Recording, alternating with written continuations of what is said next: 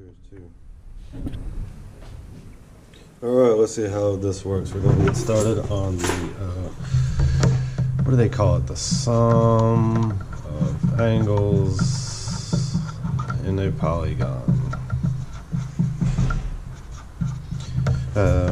You see this pretty common. There's not too many formulas that I say we need to remember for geometry, but this one ends up being useful. You'll see it a lot. It's not actually that hard to remember. So we'll start out with the basic polygon. That's a triangle. Woohoo.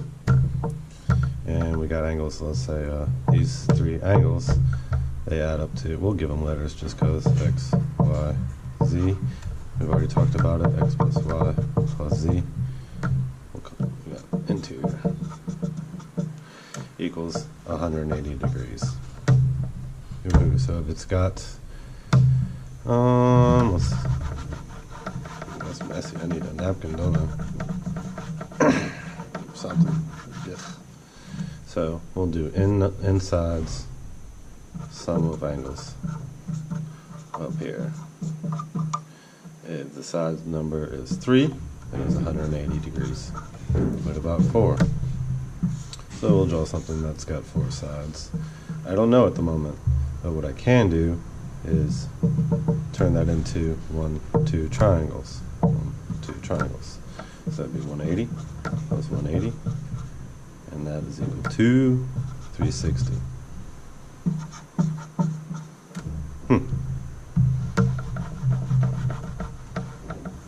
Let's add another part over here. Number of triangles.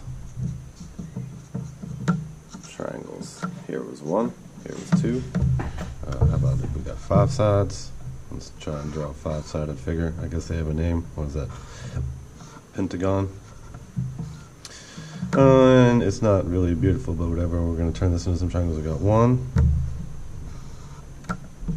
2, 3, right? So we got 3 triangles, and that would be 3 times 180. 300 plus 240, 540. And then,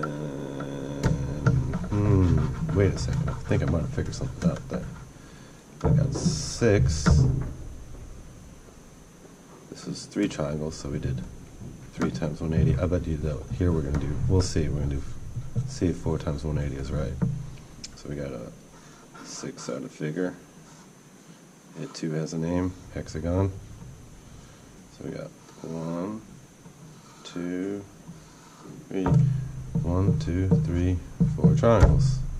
4 times 180, 400 plus 320, 720, 720 degrees.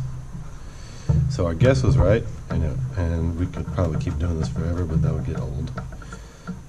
So I'm going to do n for a general order. Look at this. This is the number of triangles over here is 6 minus 2, 5 minus 2, 4 minus 2, 3 minus 2. So we would do n minus 2. And each of these we did times 180, right? Times 180 times 180. Put that there. Times 180 equals. We knew all that. And now we're going to follow through the same idea. So we'll do times 180. So that is equal to n minus 2 times 180. So that is, if you have any sided figure, n, you can find the sum of the angles inside. We'll utilize that for some other things later, but for now you just want the sum of it. This formula can be tricky to remember, but I remembered it always by, I know that a triangle has 3 sides and it's 180, so 3 minus 2 is my magic number that I need to remember because that's 1 times 180. You kind of have to do it whatever you want. Or you could even go, if it's just some number like this, 3 through 10, if you start at 3 and keep adding a 1 and multiply it times 180 each way, and you can make your way up there. So like, let's say we have a 8-sided figure,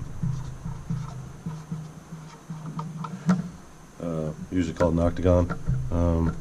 Sum of interior angles. What is it? So we'll do n minus 2 times 180, which will do 8 minus 2 times 180, 6 times 180, 600 plus 480, that's 1080.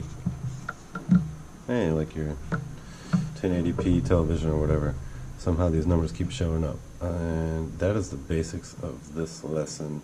It works every time. That's why it's formulaic. We found a pattern, we utilized it. Someone did a big fancy proof on it, but we're just trying to utilize it right now. I hope that helps. Bye.